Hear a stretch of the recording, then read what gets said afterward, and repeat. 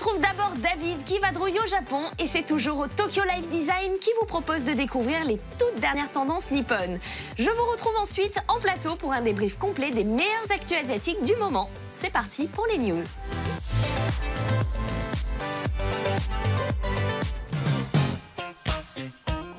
Konnichiwa, salut à tous. Aujourd'hui, nous sommes au centre de convention Tokyo Big Sight pour le grand événement Tokyo Gift Show Life Design.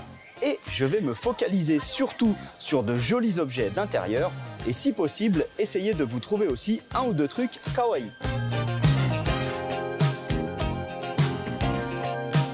Là, je suis sur le stand d'une société japonaise de Nagoya qui s'appelle Narumi et qui est spécialisée dans la porcelaine. Mais attention, pas la porcelaine de bas niveau, il suffit de regarder de près pour comprendre qu'ici on est dans la très haute qualité.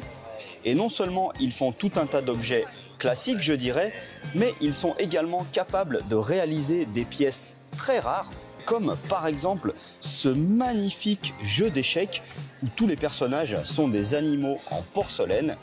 Et à côté, c'est encore plus incroyable, regardez-moi ça, une énorme paire de bottes en porcelaine. Bon, par contre, là, il faut avoir le budget, car ces bottes coûtent 4 500 €, c'est-à-dire le même prix que ce jeu d'échecs.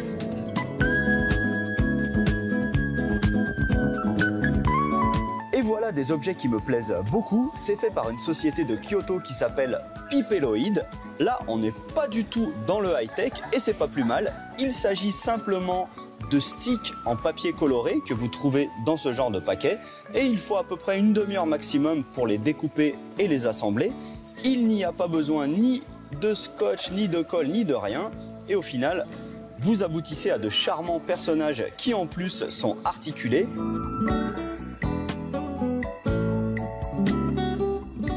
Je suis un fan de rétro gaming, donc j'étais obligé de m'arrêter sur ces deux stands qui sont associés ensemble. Alors, à droite, nous avons d'abord des objets en porcelaine, mais inspirés par le pixel art.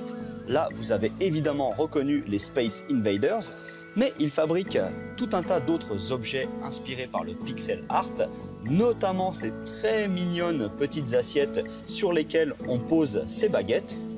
Et à côté, le même designer nous a fait des objets cette fois inspirés par Pac-Man, mais attention, si vous regardez de près ce t-shirt, vous voyez, il y a écrit Tokyo, et sur les autres modèles à côté, là par exemple, c'est Hokkaido, l'île la plus au nord du Japon, et celui-ci Kyoto, et à chaque fois, les petits items sont différents.